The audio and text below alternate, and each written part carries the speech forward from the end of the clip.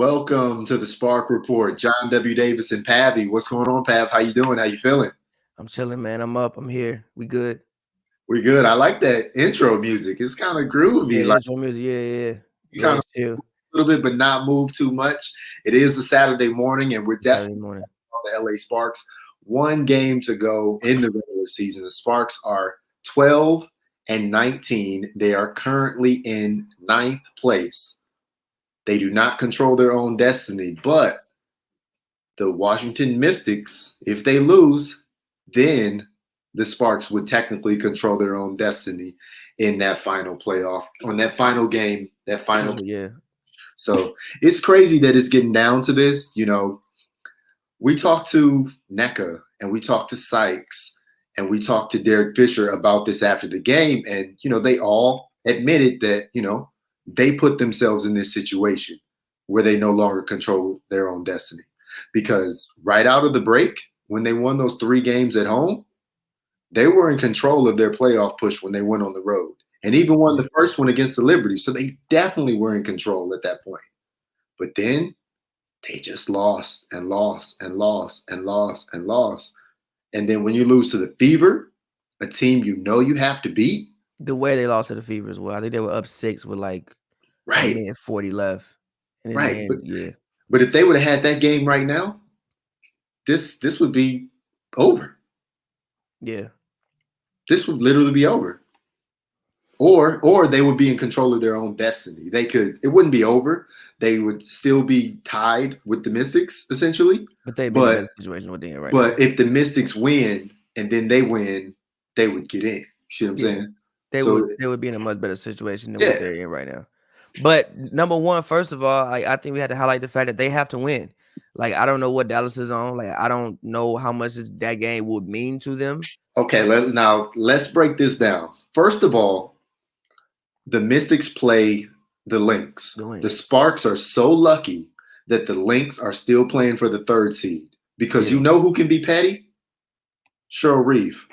Yeah. She would literally lose a game to keep the Sparks out. I could see her doing that. Now, I haven't talked to her. I haven't asked her, but I could see her doing that. But they have to play and they want to win against the Mystics so they can get the 3 seed because you know why you want the 3 seed? Home game, but you want to avoid the Sun as long as possible in the playoffs. You don't want to match up with them in the semifinals. Yeah, I feel you, but I hate that connotation because, like, I feel like if you're a playoff team and you think you're a good team and you trying to avoid people, you got the wrong mindset anyway. Okay, then if that's the case, I think they might as well look. If that's the case, they might as well be petty and let the Mystics win. I mean, no, because like you want to go and like in my personal opinion, if I'm a coach, I want to go into the playoffs on a high note. I don't want to go in there coming off a loss. I want to go on a high note, and also I want a home game. I want somebody to come in my gym in the Target Center. I think it's still called a Target Center in the Target Center and beat me. In my personal opinion, well, they would have a home game if they were the 3rd seed or the 4th seed in the 2nd round of the playoffs. That wouldn't matter.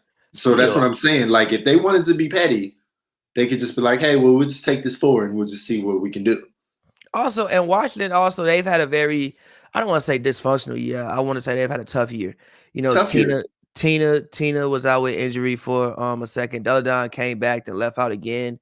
I hope her back is good. She came. So they've had a very, very tough year. And most recently, you've heard what happened to the coach. The coach is out under COVID protocol. He's missing the last 2 games. Tebow, and we know that Tebow is a coach. Like Tebow can get it done.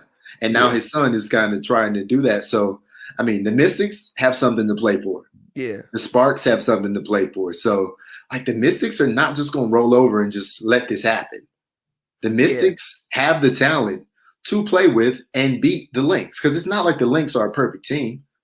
As you may know, Dantas is out for the rest of the season on the Lynx. That's a very important piece. Like you may think, oh, well, no, the best players on the team are Sylvia Fowles and Nafisa Collier. Yeah, but Dantas stretches the floor, and she's 6'4", and she's big, and she shoots threes all the time. Right. So, the Sparks are in a tough situation, but if any team can handle it, they can handle it. But you were saying you don't know what the Wings have to play for. So think about it like this. I can see it both ways. So if the Wings win, they would knock the Sparks out of the playoffs and into the lottery. So that would give the Wings organization at least a top 4 pick. Yeah, they pick. But if I'm the young players on the Wings, do you really want another lottery pick to compete with? I don't think players. You don't really need that. I don't think players care about that at all, honestly, personally, in my opinion. So you don't think Enrique and Satu Sabali and Marina and whoever else and Awak Kuyer and Charlie Collier, you think they really want another top 4 player on their team, another top 4 pick? No. I'm saying I don't think players in general, if there's going to be a top, I don't think players in general think about draft picks or that a team could acquire. Because for one, that pick is taken away from somebody money and minutes. That's what I'm saying. That's what I'm saying. This, they would be honest. That's what I'm saying. I feel like the Wings players would be better off not having another lottery pick on their roster. They got enough young players. Yeah, they just got to get it done with the players they have. Yeah. They don't need another rookie coming in there taking up time. So that's why I'm kind of saying, like, on one hand, they might not want another player, but on the other hand, who wants to go into the playoffs with a loss? And also, you got to think about a player like Marina Mabry. If I'm her, like, I get they like what they traded me or cut me. Did they trade her or cut her? They traded her for a pick. Yeah, so if you trade me and you basically said you didn't want me, basically, we don't want you, and now I have a chance to keep this team, my old team, out of the playoffs, I'm coming out firing. Yes, I'm coming out firing. So, and again, the Sparks are a team this year who, for whatever, and not for whatever reason, obviously it's been a tough year. Like, they've dealt with so many injuries, but at the end of the day, they've just been inconsistent. Like, you're 12-19 for a reason, even with these injuries. And they haven't beat the Wings once this season either. Yes, and also even with these injuries, I've seen them lose games that they still shouldn't lose. Like that Fever game, you were up 6, I think, with 1:40 left against the Indiana Fever. You should not lose that game. Every Atlanta Dream outside of, even like the last one has been extremely contested. Like, they have a potential to lose these games. So for the Sparks, they got to win. Because it would be very Spark 2021 like for them to come out here knowing they got a shot at the playoffs and lose somehow. And then post game, everybody's sitting up there crying. Yeah, whatever. Because you will literally know if you have a shot to make the playoffs. And the other team gonna know too. Yes, because the Mystics Lynx game is before your game. Yes, they will finish either right at tip off or maybe like sometime in the first quarter. You will know before that game really gets going. But we've seen the Sparks lose a game in the first 5 minutes. 1,000%. Connecticut Sun. First 5 minutes, it was 17-0. That was the end of the game. That was basically the margin they lost the game by. They played them even after that. But at that point, what you going to do? You really going to beat the Connecticut Sun by 18 points to come back to beat them by 1? No, you're not. You know, shout out to the Sun. Yo, Alyssa Thomas is back, Pav. Yeah, I know. I don't know how she's back that soon off of Achilles injury. You know how she's back. I don't know how she's back soon off. How much? Look. What was she playing with? Two torn labrums. Okay, then the only reason does she still have to my knowledge, yes. The only reason she was out because it was a torn Achilles. Come on now, you know that. You know if it was any other injury, she would have been playing. Like you literally cannot play on that because in the beginning you literally cannot walk or literally cannot put anything on it. But once she could, you know she was gonna play. That's insane. So shout out to her. She looks like she's coming off the bench. So this is what I want to ask you about. Chrissy Tolliver is out. Mm-hmm. What is your ideal starting 5 and why? Because I have one in mind. Let me hear yours. Because you know the 8-9 players you have. Chennai is out too, essentially. So you got 8 players. What's your ideal starting 5 against Dallas? I think the lineup that they've been rolling with. I think in which theory, one? Taya, Erica, Brittany, Zowie B, and Nneka is the best 5. Because also I need to commend Taya on like the way she's been playing. She has, to me, she's probably out of anybody on the team, like mid-season improvement, she's improved the most to me. Personally. I would counter that. I think the best starting 5 is Erica Wheeler, Brittany Sykes, Nia Coffey, Nneka Ogwumike, and then Amanda Zahui B. That's fair. I like Nia on the wing, and I really like Sykes in the backcourt because I've been talking about that all season. Anytime I get a chance, I'm like, oh, I want to see a Christy Tolliver Sykes backcourt, like because I want to get Brittany in the backcourt instead of always on the wing because Nia Coffey becomes a big wing. Yeah. Brittany Sykes' length makes her a big guard. So then your team, you start to match up position by position and you start to have advantages that way. But when you have, Cooper and Wheeler and then Sykes, when it's working, it is perfect. But when it's not, it's Tiffany Hayes dropping a bunch of points on you in the first quarter against the Dream, being the only person on their team in double figures, I believe. I mean, she was also just hitting some crazy shots as well. She was. She was also just. She was, but who was the primary defender on her? Brittany. No, not at the beginning of the game. Who was the primary defender? Cooper. In the game. It was Cooper, and then they switched to Sykes because Sykes switched to Sykes kind of early though. Like Sykes got on her about like midway through the second. Yes, I know. And then after that, she was like 3 for 11. Fair. Percentages went down. And you can't tell me that Nia Coffey can't guard. Oh, for sure she can guard. Because she can guard, she can play defense. And Nia Coffey is a more efficient three-point shooter. What do they need? They need three-point shooting. I just like the pressure that Taya has been putting on defenses. I love it too, but I love it off the bench. Because Taya versus the bench, that's a mismatch. Taya versus starters, that's kind of even. Yeah, but also I think she should play like 20 minutes. She should just most definitely. Look, she has to play 20 minutes because they only got 8 players. No, when I'm saying like even if she starts, I don't think she should be out there playing like 30 minutes a night. She should play 20 to 25 minutes. Okay. Like then she definitely needs to come off the bench then because you're taking minutes away from Nia Coffey. Even that first 5, 6, 7 minutes. Yeah, Nia Coffey can play 30 minutes, man. We saw it. She can, but like she can be efficient and effective. And she practices those corner threes. That's working. She can. I mean, yes. I think. First of all, I think most of them can play 30 to 35, even 40 minutes. Like number one. Mm-hmm. But I think that you probably only want maybe Brittany, Nneka playing that much. I don't think you want everybody else. Like they have enough players, especially rotational pieces that are guards and wings. They still have enough where you don't have to run anybody out there for 30 to 35 minutes. Like you can run people out there for 20. You can split it 20, 25. You can do that. Maybe Erica, if she's not in foul trouble, you want her out there more as well. Okay. So shout out Erica. She's been LeBron posted her today. The ankle collector. Yeah, facts. You remember the bone collector from Man One? Collector, the ankle collector. Come on. The soul snatcher. The soul snatcher. I saw the spirit leave Sue Bird's body. Yeah, the Sue crossover was crazy. The Odyssey Stems one was dope. The first time Sue Bird looked 40 years old on a basketball court. Like her feet got crossed up. Yes, like the Odyssey one was dope. She like tripped back. That was fire. But like the Sue Bird when she dropped, like fell out. Her feet got crossed up and she fell out. I'm like, wow, that's bad. She dropped like Ricky. Dropped, bro. Dropped. Her feet got crossed up. Ricky. There. Just more chestnut. Just done.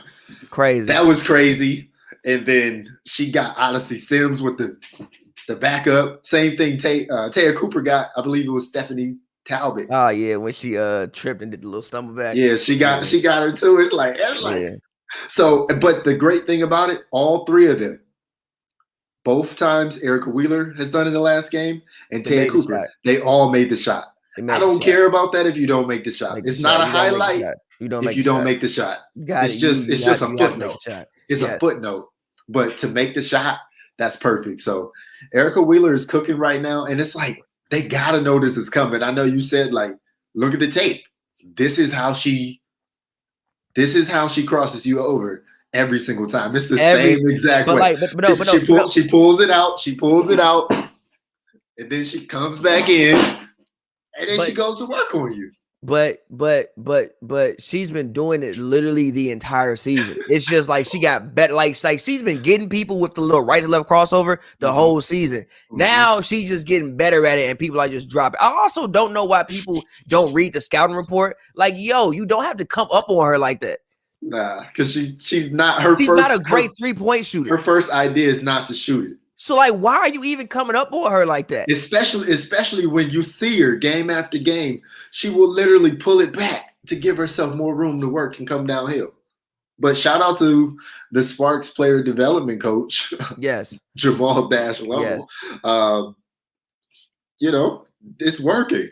It's working. Also, shout out to the only rookie on the team, Arella Garantes, because I wrote a post and I said that, you know, she was out of the rotation, but she needed, and that was when Christy Tolliver and Janae were playing. But I said that she needed to be ready because her number could be called on at any time. Yeah. And what has she done? She has been ready to play. And yes, she hasn't been scoring a lot of points. But she's more comfortable, though. But she's been more comfortable. Yeah. She's been very competent on defense. Sure. And you know that if you put her in the game, she's not a liability. Fact. That is a successful rookie season. Because there were still rookies in this league that are unplayable. Arella Garantes is not unplayable now. She is a WNBA player. Yes. And she will only get better next year. What I want to see Arella do is play 5-on-5 team basketball as much as possible during the WNBA offseason. Hopefully she's got a setup where she can play somewhere overseas. Even if she doesn't, like, I want to see her play 5-on-5. Mm-hmm. That's how she's going to get better. For sure. Because I know she works on a lot of one-on-one. Again, I see her doing it with Dash. You see it in the game where she kind of ISOs, and it kind of goes back to what she talked about, how she played at Rutgers, how she had to, like, you know, already be thinking of the combo move because a lot of people would be, you know, swarming on her. But now she doesn't have that. She's not getting swarmed. So it's really just like, get the ball and go. Get the ball and go. Either you're going to shoot it right then or you're going to make the right pass. And so in a 5-on-5 situation and a 5-on-5 setup, if she's able to play that way month after month after month, Arella Garantes will come back a much better basketball player. The other thing about Arella is if you ever get to stand right next to her, she is a legit 5'11". And she is a legit, whatever her weight is, she's not a slight player. She's a strong 5'11" player. She has the physical tools needed to play in the WNBA. Now it's about having the confidence to go along. And Derek Fisher brought up a good point. And this is something we haven't really talked about lately. Arella Garantes played like 2 days of training camp. They essentially held a spot on the team for her. She had no training camp. Yeah. The only time she had a training camp was during the Olympic break. Yeah. So shout out to Arella, because even coming out at the Olympic break, Carly was still on the team and Arella was still at the end of the bench. So even out of the training camp, she was still at the end of the bench. So for her to come back, keep working, and start to get those minutes, and now we having games where she plays 18 minutes, 20 minutes, and she's successful off the bench, that's a successful season. And I think that she probably has to have consideration to make the WNBA all-rookie team, first team. Like, at this point, I don't. You can't name 5 rookies that's better. Yeah, but I don't think she's gonna make first team. But you can't name 5 rookies that's played more and that's better, because this rookie class overall has been underwhelming. Fair. You've had Charlie Collier for Dallas play. That's the only one of their rookies that's played. You had 2 rookies on the Liberty play, Michaela and Dee Dee Richards, Ari McDonald on Atlanta. That's it. Across the league, those are only 4 rookies that's got consistent playing time. Those are only 4 that you can say are significantly better. You can say, oh, maybe Dejanay Carrington on Connecticut is better, but she hasn't played more minutes when you look at the totality of the season. And then after that, you're definitely not going to put Kaiser on there. On Indiana, she couldn't stay on the court. Yeah, they didn't even. She took. I'm sorry. I hate to say You it like can't this. put Jasmine Walker on there. She played a couple games. You can't Yeah, put she played. Stephanie Watts on there. She played a couple games, and now she's currently out of the league. You can't put Shyla Hill on there because she's out of the league. See what I'm saying? Mm-hmm. There's nobody. There's nobody really else to put on the team other than Arella Garantes. So hopefully she gets that recognition. But in just in because general, she made it through a season. That's yeah, commendable. but just in general, I want to commend really all of their guards. Like they have if you this year what it was, regardless, it is what it is. I think if you get to the playoffs, obviously it's a whole new lease on life. Anything can happen once you get there. But I think next year you have to be excited about what you have, especially in your backcourt. Like you have Erica, you have Taya, you have Arella. Chris was still there. Like you have people where if I'm opposing defenders, I got to get my rest the night before. Because I know I could be stuck on the island with any of these players and they can give me work. Yeah. So speaking of next year, this is already people who have protected contracts. NECA, Christy Tolliver, Erica Wheeler, Amanda Zawi B, Chanae, and Gabby Williams. Those are 6 players that, barring something crazy happening, are guaranteed contracts on your team. A de facto 7th is Brittany Sykes. We know that Brittany Sykes is going to be on this team. That's already 7. You assume that Taya Cooper and Arella Garantes is going to be on the team. That's 8, 9. Jasmine Walker, 10. So you are, if you want Nia Coffey back, that's 11. Like you might be bringing back 10 of 11 players on the team. Yeah. Even Lauren Cox will have a really good contract. That could just be your team right there. Yeah. And you could just be done with that. But if that was your team, if your team next year was Erica Wheeler, Christy Tolliver, Brittany Sykes, Nneka Ogwumike, Amanda Zawi B, Chanae Ogwumike, Nia Coffey, Jasmine Walker, Arella, Taya, Lauren Cox or Maria Vadiva, and Gabby Williams, how would you feel about that team? It's a good basketball team. Is that a playoff team? Yes, but also I think this team was a playoff team barring injury.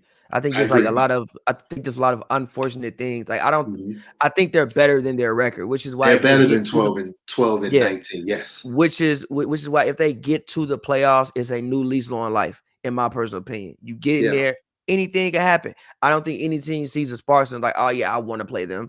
I don't think any team, granted, because right now the matchup would be Phoenix Mercury. I think the Phoenix Mercury are locked into the 5 seed. So it would be if the Sparks get in there, it's an easy trip to travel to Phoenix. They don't have to fly across country. You can fly direct. You can be in Phoenix in an hour. Facts. Yeah, so I don't think that's easy. They played them all season. They know that team. There's no unfamiliarity there. They know what they have to do to beat Phoenix. They know they have to pressure those guards, and they know they have to frustrate Brittany Griner. For sure. That's the game plan against Phoenix. And again, like I don't think I think the Liberty making that, or even the Mystics, is a better matchup for Phoenix than LA is. Like I said, I don't think anybody sees the Sparks like, oh yeah, we want to play them. That's an easy game. Like no, I think people know that they're better than their record. So if you go Liberty are 2-8 in their last 10 games, so exactly.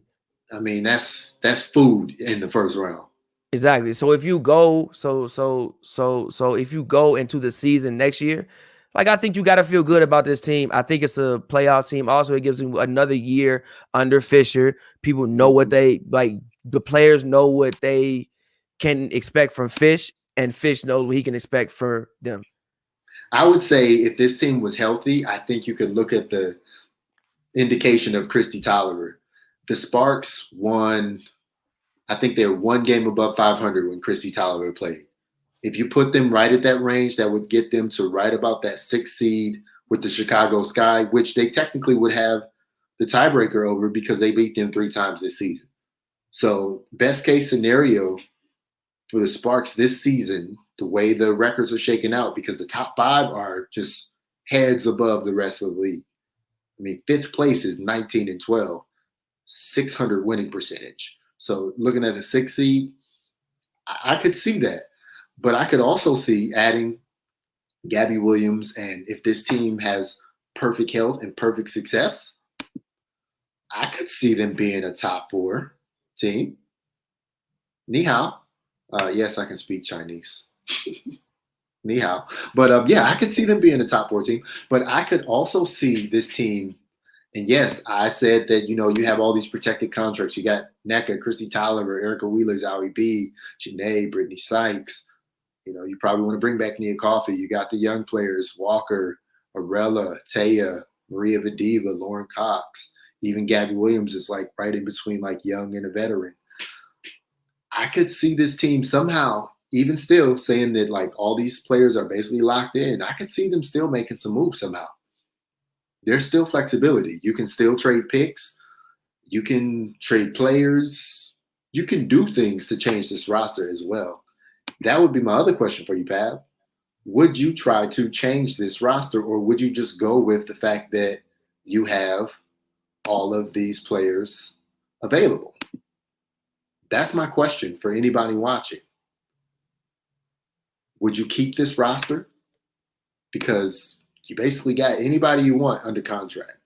You got NECA, Christy Tolliver, Erica Wheeler, Zowie B, Chanae, Brittany Sykes, under contract. Jasmine Walker, under contract. Arella Girantes, under contract. Taya Cooper, you hold her rights. Maria Vadiva, you hold her rights. Lauren Cox, you hold her rights. Gabby Williams, under contract. You can't just roll with this team. This team has showed that defense is their anchor. Defense is their identity. They've showed that they can be a top defensive team in this league. If you play defense every single game in the WNBA and you are healthy, you will at least win half of your games. So if we're going back to a 34-game season, they will at least be 17-17. At the very least. And honestly, you probably get some balls to bounce a certain way, and you'll probably be better than that. So I just feel like they have some flexibility, though. I feel like they can go with the team they have, but they have some good players in. Yes, they're under protected veteran contracts, but if you attach a pick to that, you can move some contracts. We've seen it done. We've seen the Minnesota Lynx move Odyssey Sims' contract. There's precedence for it. Yes, the Sparks technically don't have that first-round pick in the 2022 draft. They traded it for Jasmine Walker. So next year, they won't necessarily be looking at bringing in rookies.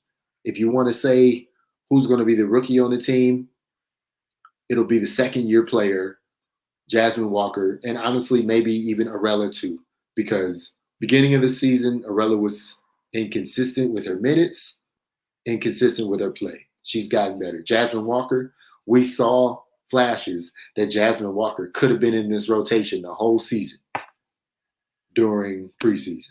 And yes, that was only 2 games. And yes, I like what I've seen of Cox this season with keeper.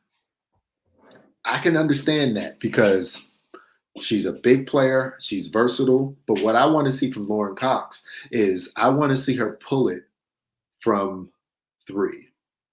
I want all of my players. I don't care if you're the shortest player. I don't care if you're the tallest player. I want all of my players on the team to shoot threes. And I think we are at that point where everybody on this roster can shoot now. We know Vadiva can shoot. We know that Chanae is not willing to shoot threes. We know that Zowie B will pull it over and over. I've been calling for that forever. I mean, right. I've been calling and for that. So Lauren Cox is the last piece on the team to say, like, are you consistently going to be willing to shoot from 3? If you are, great. If you're not, we got to go with Vadiva if that works out and she can come over. Just shoot the ball. Like again, like again, if you're wide open, like I even got not to completely compare, but I even gotten like lost in the YouTube hole. I pulled up a Dennis Rodman 3-point compilation with the Bulls. He shot like 33s like each year with the Bulls. He would make some, but it's like if you're wide open and there's no one around you, just shoot the ball. And also, what happens in an open gym when you're wide open? You shoot the ball. You shoot the ball. If you're a professional player, you make it. You shoot the ball. And also, like I said in the W, right? You usually want guards to shoot threes, but guards are like my height. My height 5'9", 5'10". I'm assuming they have a more probably not difficult time, but it's not as easy of a shot as I would assume it would be. The shot is not pure. Yes, exactly. Like they gotta hitch it to the side sometimes. If like look at John Corjones, she shoot the ball like that. I would assume even Amanda, she shoot the ball regular. I would assume as a bigger player, if you're 6'4", 6'3", 6'5", you have a better looking. You have a more pure jump shot than a guard would. Just all the fact that you're bigger, you're probably stronger and things like that. So yeah, I agree with you. Like everybody needs to shoot. And with Lauren Cox, she has impressed me at times this year. I don't know why the Fever let her go. Like she is a player to me. I don't think we'll ever get the answer to that. Yeah, like she's a player to me that I think has potential. Now I don't think she's gonna be some, like Lisa Leslie or something like that, but she has potential. She is a bona fide WNBA player to me, in my personal opinion. That was a great midseason acquisition by the Sparks, in my personal opinion. It was, because you control her rights.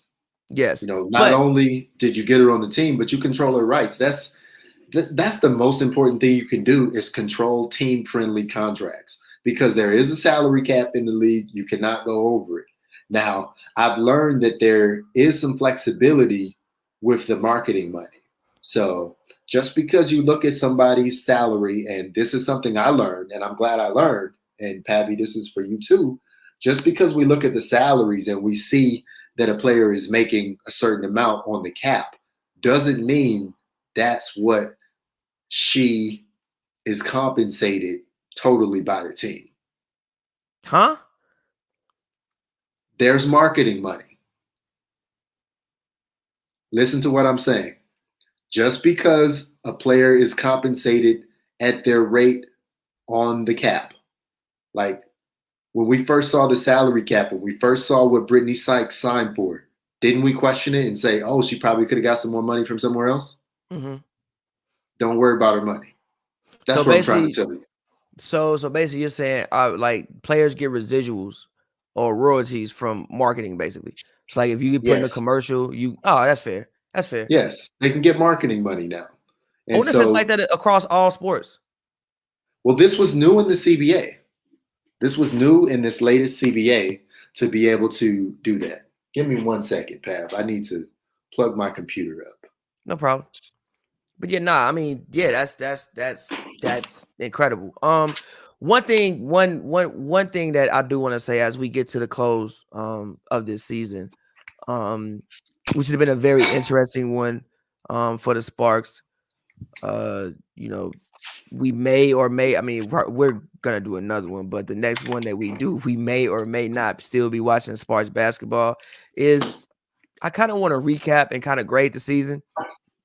And in my personal opinion, I think this is a season of what ifs for the Sparks. Now, obviously, they could go into the playoffs and do what they do, and who knows? They may even make a semifinals run. Who knows? I have no idea. But as it stands right now, I think it's a season of what ifs for the Sparks, because, like me and John said earlier, I think that they are much better than their record. I don't think they're a 12-19 team, and I think that when you look at this team, you look at injuries, and I still don't know if they've had their actual roster on the court for more than like 2 games this season. Like Shanae's been pretty much out the whole year. Chrissy Tolliver has been in and out the whole year. Nneka obviously missed 4 to 6 weeks. Well, she missed, I think, about 4 games before the break. She came back after the break, but she missed about 4 games, I think, for the break. Everybody's been pretty much out on this roster at some point, outside of like Nia and Brittany. Like those have been like constants.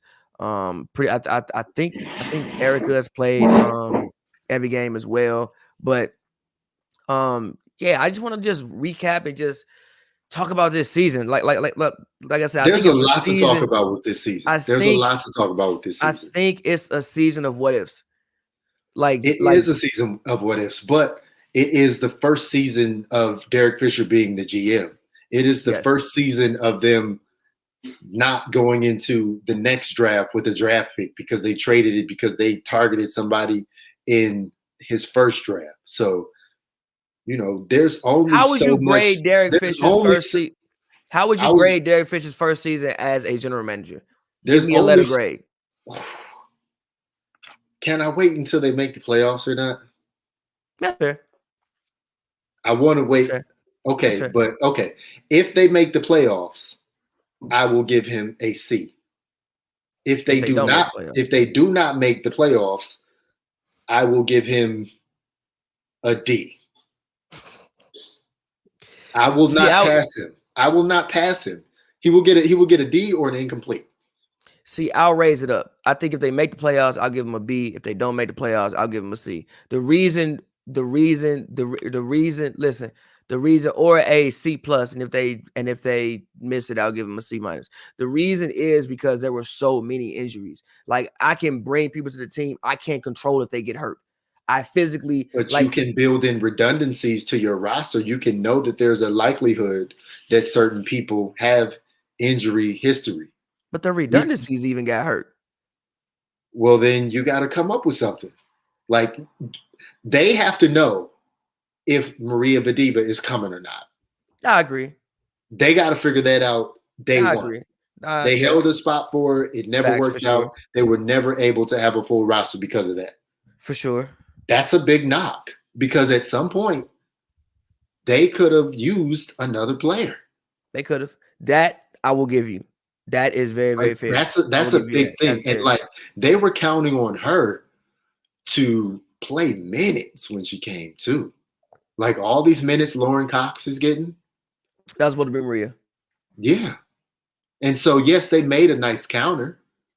But, I also wonder, what could they have done to entice the Atlanta Dream to give up Kennedy Carter?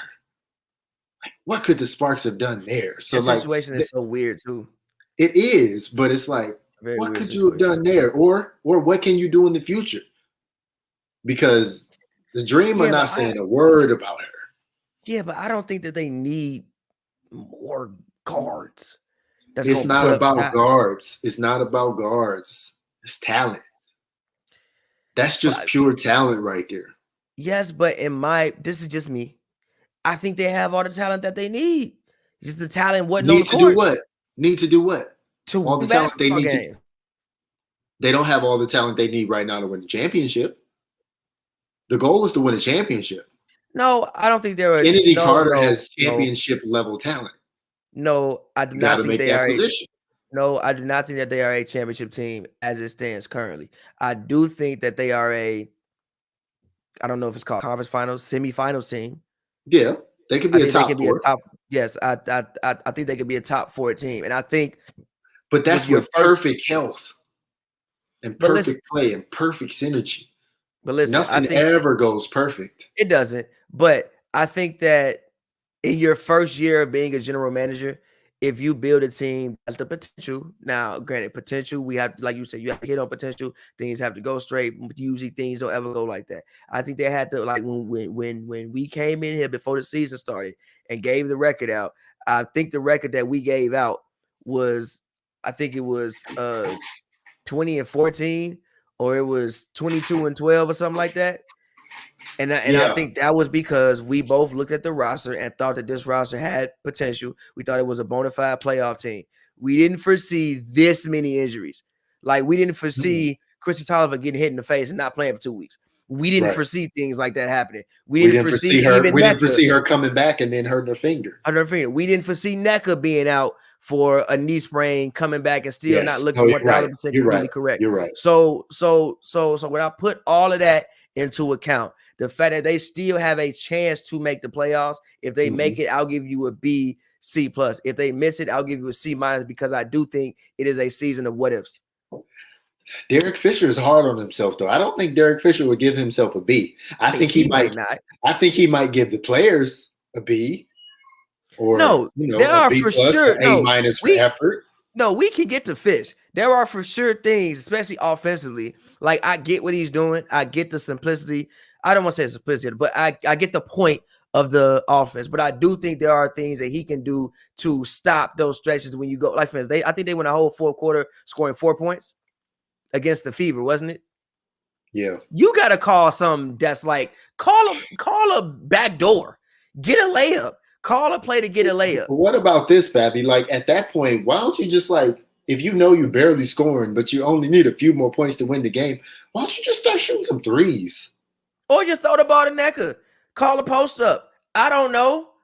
That's all the other thing about. That's all the other thing about. Okay, like, yo, this has been the thing. So they haven't been getting to the free throw line in the second half of the season. You want to know why? I've been telling you, run through somebody. Exactly. Make them call a foul. Exactly. Like, yo, they be like, oh, Necker don't get to the foul. Because she's shooting threes and rarely going to the rim. How are you going to get a foul? I love it. I love it when she shoots. Like, no, listen, I think it's cool. I think it's great. But the way she's been playing this, but again, the way she's been playing this season doesn't really allude to her getting to the free throw line. Right. Tell them it's no hard feelings. A rookie get in the game. Give them that WNBA. Welcome to the WNBA moment. Run through them. Make them call a foul. Call a foul. Like the way she's been playing, she's been avoiding contact. And like I play get like it. The Connecticut Sun. Yell and scream after every shot. That's what DeWanna Bonner does. Every single shot. Every single time. And what does she get? Foul calls. Fouls. But she's also aggressive and she attacks directly at people and doesn't avoid contact. She attacks, but she verbally yells like she's serving a ball like Serena Williams. I mean, yeah, but she also doesn't, like I said, avoid contact. No, she doesn't. She does not. Which is amazing at her build. Yes, at her build. But shout out to DeWanna Bonner. Yo, you are a great basketball player. Shout out to DeWanna Bonner. But yeah, she doesn't. But she also doesn't avoid contact. That's my thing. Like, yes, Fish can definitely get better when it comes to just offensive sets. Because again, like you shouldn't have that much. Not granted, obviously, I don't think they out there like the Mystics 2 years ago when they won their championship. I don't think they have that level of offensive talent. But still, with the talent they have, you shouldn't go a whole quarter scoring 4 points. You got to figure something out. You got to call something. One person can score more than 4 points. 4 points. Quarter. Something. But one person just shooting over and over and over. That's what I'm saying. Like, I wish they would shoot more threes because threes are worth more than twos. Like, I feel like sometimes we make basketball harder than it has to be. Like, I want us to lean into the stats and the analytics and the fact that, like, a three-point shot is just a better shot than most two-pointers unless you know you're going to make this two-point shot. And the 2-point shots you're going to make are layups or in the paint. But when it's a mid-range shot, just shoot a three. Just like long mid-range shots. Just shoot a three. Like if it's free throw line, cool. But like a step in, no. Like we got to get away from that. I agree. Like, I hate those. Like that's a dead zone on the court. It's like no point of shooting from there. Like, yes, that point is still worth 2 points, but it's really not worth the same 2 points in efficiency as a layup. When your percentage for a mid-range and a three-pointer are basically the same, that means the three-point shot is worth so much more because you can make them with almost the same consistency. Shoot threes. If any Sparks are watching this, shoot threes, especially in that Dallas game, because Arike is not going to stop. Marina is going to be gunning for you. Oh, she's going to be flagging. Gold medal Leash is going to be playing hard. They got ball players. That they would love to put the Sparks out of the playoffs. Because LA is always LA, and it's always going to be LA. Also for a young team like Dallas, I think that's a statement game. Like, it shows that you have some killer in you, some dog in you. Mm-hmm. It shows that, in my personal opinion, they're going to need that when they play at Chicago. They're going to need that, at least that level, that mentality. Mm-hmm. Like, we going to walk in here and we going to end somebody's season.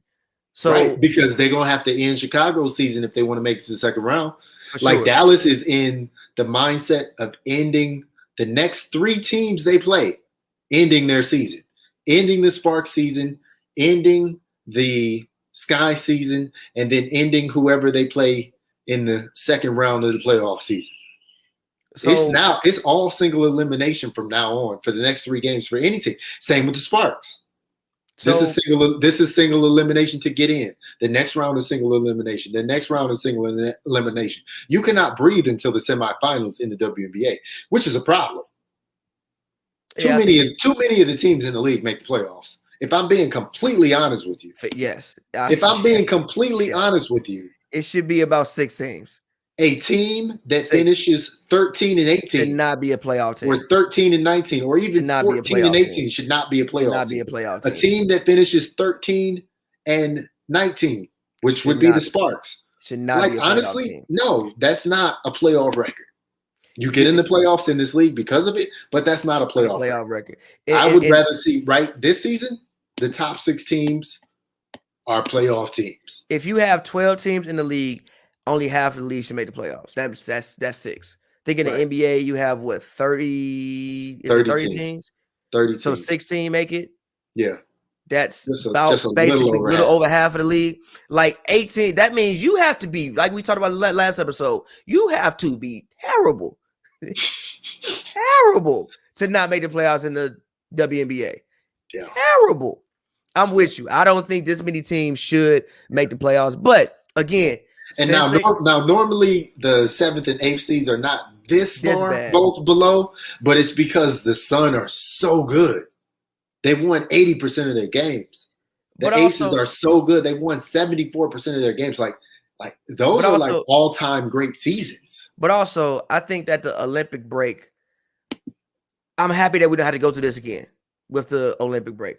I think it threw off the rhythm of players. I think it well, you know, there's World Championships next year, right? In the middle of the season. Mm-hmm. Yeah, I just think it players have to play for their national teams.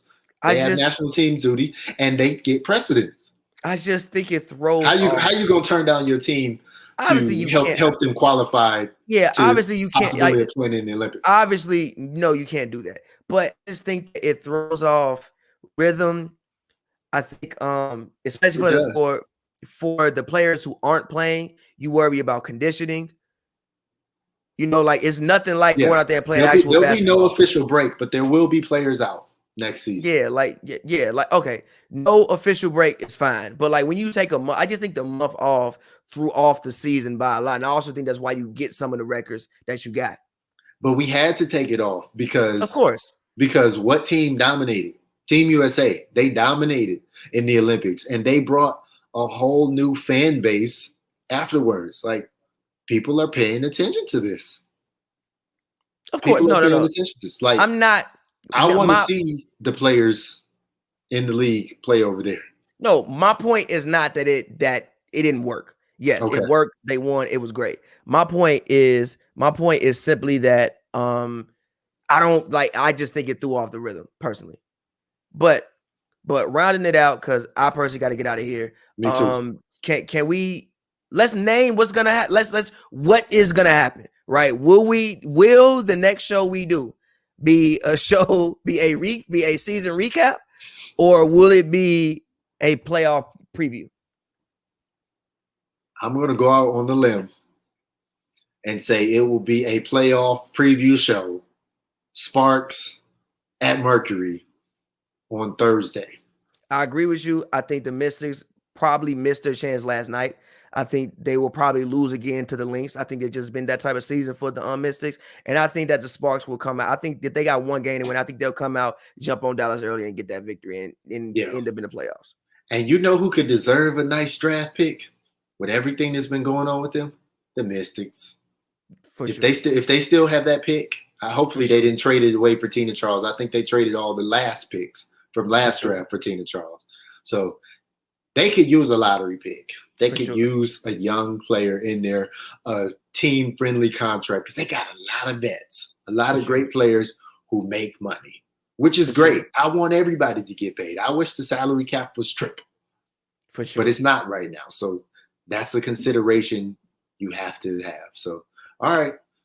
Spark Report, John W. Davis, Pavy. Peace. We'll see you.